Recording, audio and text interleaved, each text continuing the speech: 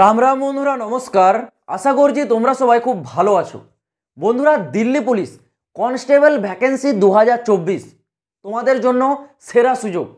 দেখো বন্ধুরা, তোমাদের যদি শিক্ষাগত যোগ্যতা কম থেকে থাকে, তোমরা যদি বেশি দূর পড়াশুনো না করে থাকো, কিন্তু তোমরা চাইছো একটা কনস্টেবল পোস্টে চাকরি করবে পুলিশ ফোর্সে, তাহলে তোমাদের জন্য one of the best post Delhi police. দেখো, আমি কিন্তু তোমাদেরকে এই জিনিসটা মিন্স করছি না যে আমাদের পশ্চিমবঙ্গ কনস্টেবল পুলিশের চাকরি খারাপ বা অন্যান্য রাজ্যের পুলিশের যে চাকরি সেগুলো খারাপ। প্রতিটা চাকরি তার নিজ নিজ জায়গায় অবশ্যই ভালো, কিন্তু যখন কথা আসে দিল্লি পুলিশের, ভাই তার ব্যাপারটাই আলাদা। যারা জানো দিল্লি পুলিশের ব্যাপারে তাদেরকে এক্সট্রা করে আর কিছু বলার নেই। ভাই তুমি যতই তোমার কনস্টেবল পোস্ট হোক না কেন, যতই তোমার যোগ্যতা কম থাকুক না কেন, একবার যদি তুমি সেই কনস্টেবল পোস্টে দিল্লি পুলিশের সিলেকশন পেয়ে যাও না, তোমাদের লাইফ সেট হয়ে যাবে ভাই। ঠিক আছে, তো তোমাদেরকে আমি ভিডিওর প্রথমেই এর এলিজিবিলিটি কন্ডিশনটা বলে দিচ্ছি।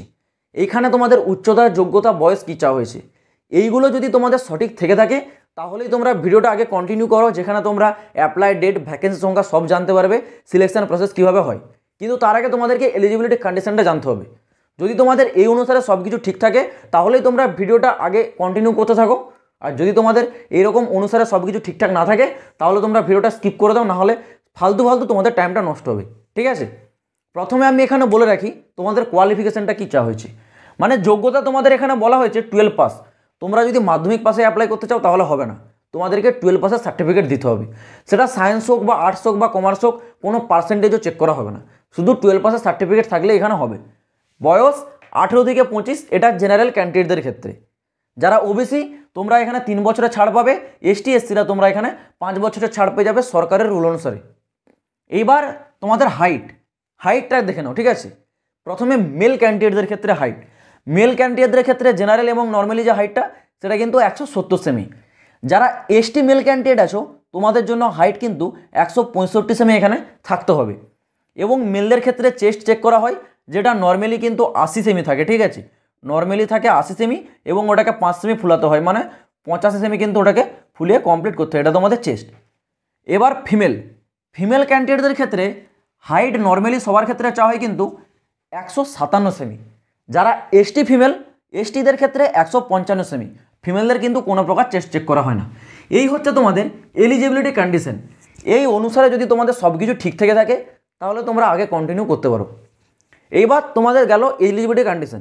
সবথেকে বড় বিষয় সিলেকশন প্রসেসটা তোমাদের টোটাল 3টা স্টেপ হয়। 3টা স্টেপে কি হয়, প্রথমে হয় তোমাদের রিটার্ন এক্সাম, যেটা তোমাদের সিবিটি মানে কম্পিউটার বেসড রিটার্ন এক্সাম হয়। তারপর হয় তোমাদের ফিজিক্যাল টেস্টের সাথে সাথে ডকুমেন্টস ভেরিফিকেশান। নেক্সট হয় তোমাদের মেডিকেল এক্সাম। এইখানে তোমাদের এই যে প্রসেসটা দেখতে পাচ্ছ সিলেকশনের প্রসেসটা কিন্তু ভাগ করে থাকে অর্থাৎ এটাই তোমাদের এই এক্সাম এবং অ্যাপ্লিকেশন, মানে তোমরা যখন অনলাইনে অ্যাপ্লাই করবে তোমাদের অ্যাপ্লিকেশন এবং এক্সাম এই দুটি জিনিস কন্ডাক্ট করায় কে, এসএসসি অর্থাৎ স্টাফ সিলেকশন কমিশন কিন্তু তোমাদের ফর্ম অ্যাপ্লাই এবং এক্সামটা কন্ডাক্ট করায়। নেক্সট আসতে তোমাদের এই ফিজিক্যাল টেস্ট, ডকুমেন্টস ভেরিফিকেশন এবং মেডিকেল এক্সাম, এই দুটো জিনিস করায় কিন্তু দিল্লি পুলিশ, অর্থাৎ দিল্লি পুলিশের তরফ থেকে তোমাদের এই দুটি ইভেন্ট কিন্তু কমপ্লিট করানো হয়, ফিজিক্যাল টেস্ট এবং মেডিকেল এক্সাম। আর তোমাদের যে রিটার্ন এক্সাম আর অ্যাপ্লিকেশন এটা কিন্তু এসএসসি কন্ডাক্ট করায়। ওকে, এইবার তোমাদের যে সিলেকশন সেটা কিন্তু সম্পূর্ণ এই রিটার্ন এক্সামের উপর ভিত্তি করে মেরিট লিস্ট তৈরি করা হয়। রিটার্ন এক্সামটা তোমাদের কিন্তু অন্যান্য পুলিশ কনস্টেবলের থেকে এখানে একটু সোজা টাইপের হয়। কেন বলছি একবার দেখে নাও। এইখানে তোমাদের জিকে থেকেই সবথেকে বেশি কোশ্চেন থাকে, 50টা কোশ্চেন পাবে, এবং রিজনিং থেকে থাকে 25টা কোশ্চেন, নোমিনিক্যাল অ্যাবিলিটি থেকে 15টা কোশ্চেন, কম্পিউটারের বেসিক কিছু কোশ্চেন থাকে সেখান থেকে 10টা কোশ্চেন। টোটাল এখানে তোমাদের 100টা কোশ্চেন থাকে। প্রতিটা কোশ্চেনের জন্য 1 নাম্বার মানে 100 নাম্বার পেয়ে যাবে। টাইম দেওয়া হবে 90 মিনিট। 90 মিনিটের মধ্যে এক্সামটা কমপ্লিট করতে হবে। নেগেটিভ মার্কিং থাকে এখানে 0.25, মানে প্রতি 4টা কোশ্চেনের ভুল উত্তর দিলে 1 নাম্বার করে কাটা যাবে। এইখানে তোমাদের সবথেকে যে প্লাস পয়েন্ট সেটা কি জানো, এখানে তোমাদের কোনো প্রকার ম্যাথ থাকে না। অনেকে ম্যাথ নিয়ে টেনশন করো, ম্যাথ তো অনেকের মাথায় ঢুকে না। এখানে তোমাদের সেই ঝঞ্ঝাটটা থাকে না, কোনো ম্যাথ থাকে না। ঠিক আছে, সম্পূর্ণ নাম্বারটা বেশিরভাগ থাকে জিকে এবং রিজনিং। এই জিকে আর রিজনিং এই দুটো জিনিসকে যদি তোমরা একটু জোর দাও না, তোমরা ইজি সিলেকশন পেয়ে যাবে। কারণ নোমিনিক্যাল অ্যাবিলিটি থেকে মাত্র 15টা কোশ্চেন, কম্পিউটার থেকে মাত্র 10টা কোশ্চেন। এখান থেকে তোমরা যদি 2 থেকে 4 নাম্বারও পেয়ে যাও, আর এখান থেকে যদি তোমরা বেশিরভাগ নাম্বারটা ক্যারি করতে পারো না, তোমরা ইজিলি সিলেকশনটা পেয়ে যাবে। কারণ জিকে আর রিজনিং তোমাদের সব থেকে সোজা মানে সাবজেক্ট বলতে পারো, এই দুটি সাবজেক্ট। ঠিক আছে, তোমরা যদি এই দুটো সাবজেক্টে নাম্বার আনতে পারো তোমরা কিন্তু পুরো সিলেকশনটা খুব সহজেই পেয়ে যাবে। তোমরা যদি এই রিটার্ন এক্সামটা কোয়ালিফাই করতে পারো, কোয়ালিফাই করতে পারলেই তোমাদেরকে ফিজিক্যাল টেস্টের জন্য ডাকা হবে, ফিজিক্যাল টেস্টের পর হবে কিন্তু মেডিকেল এক্সাম। ওকে, এবার সবথেকে বড় বিষয়, তোমাদের এই ভ্যাকেন্সিতে টোটাল নাম্বার অফ পোস্ট কত থাকবে? টোটাল নাম্বার অফ পোস্ট থাকবে বর্তমানে আপডেট অনুসারে 4853, কিন্তু ডেফিনেটলি এর থেকে বেশি ভ্যাকেন্সি থাকবে। এটা বর্তমানের আপডেট। যখন তোমাদের ভ্যাকেন্সিটা জারি হবে তোমরা প্লাস এখানে কিন্তু তোমরা প্রায় 5000 প্লাস 5000 মানে বেশি তোমরা ভ্যাকেন্সি পেয়ে যাবে, ঠিক আছে। আর এটা কোনো দিল্লির রাজ্যের ভ্যাকেন্সি নয়, এটা কেন্দ্রের ভ্যাকেন্সি। অবশ্যই এখানে all over India candidate apply করতে পারবে।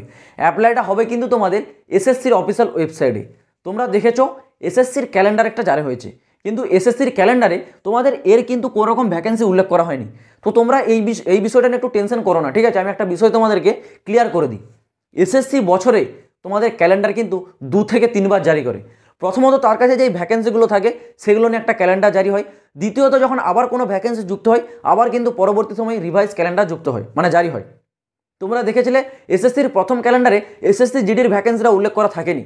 দ্বিতীয়বার যখন ক্যালেন্ডারটা রিভাইজ করা হয়েছে সেই ভ্যাকেন্সিতে কিন্তু এসএসসি জিডির যে ভ্যাকেন্সি সেটাকে রিভাইজ করে আবার কিন্তু জারি করা হয়েছে। সেম বর্তমানে ক্যালেন্ডারে তোমরা কিন্তু এই ভ্যাকেন্সিটা পাবে না।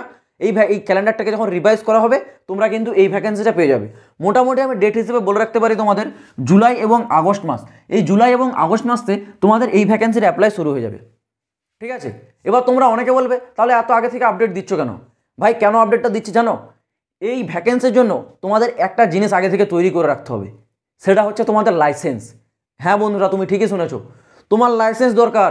যদি তোমার গাড়ি চালানোর লাইসেন্স থেকে থাকে তবেই তুমি দিল্লি পুলিশে যেতে পারবে। আর একটা লাইসেন্স তৈরি করতে গেলে কমসে কম 1 থেকে 2 মাস টাইম লাগে। তোমরা যদি ভাবছো যে আমি লার্নার লাইসেন্স নিয়ে অ্যাপ্লাই করে দেবো তাহলে আমি দিল্লি পুলিশে চাকরি পাবো, কোনো দিন পাবে না। লার্নার লাইসেন্স ওখানে তোমাদের অ্যাকসেপ্ট করাই হবে না। একদম প্রপার যে লাইসেন্স সেই লাইসেন্সটাই তোমার চাই, ঠিক আছে। যদি তোমার লাইসেন্স থেকে থাকে তবেই তুমি দিল্লি পুলিশে চাকরি পাবে। তুমি অ্যাপ্লাই করলে অ্যাপ্লাই করার পর তোমার ফিজিক্যাল টেস্টের সময় না তোমার ড্রাইভিং লাইসেন্স চেক করা হবে, ঠিক আছে। সেই জন্য আমি তোমাদেরকে এত আগে থেকে আপডেটটা দিয়ে দিলাম। তোমাদের যাদের লাইসেন্স নেই, যারা ভাবছো লার্নার লাইসেন্স নিয়ে আমি কাজটা চালাবো, কোনো দিন এটা সম্ভব নয় ভাই। তোমরা আগে থেকে লাইসেন্সের জন্য অ্যাপ্লাই করে নাও। দেখো, তোমরা কোনো জিনিসের যদি প্রস্তুতি নিচ্ছ আগে থেকে তাহলে সেটা সঠিকভাবে ডিটেলসগুলো জেনে তার প্রস্তুতি নাও, তাহলে তোমাদেরই জন্য সুবিধা। না হলে তোমাদের কাছে তখন লাইসেন্স না থাকলে তোমরা ভালো নাম্বার আনার পরেও এই চাকরিটা কিন্তু পাবে না, ঠিক আছে। তো অবশ্যই যাদের লাইসেন্স নেই তোমরা লাইসেন্স করে রাখো। সিলেবাস বলে দিলাম, এই অনুসারে প্রস্তুতি নিতে থাকো। এই রিলেটেড যখনই আপডেট আসবে সবথেকে আগে আপডেট তোমরা এই চ্যানেলেই পাবে, চিন্তার কোনো কারণ নেই। তো চলো বন্ধুরা, দেখা হচ্ছে আবার পরের ভিডিওতে নতুন কোনো আপডেটের সাথে। জয় হিন্দ, বন্দে মাতরম।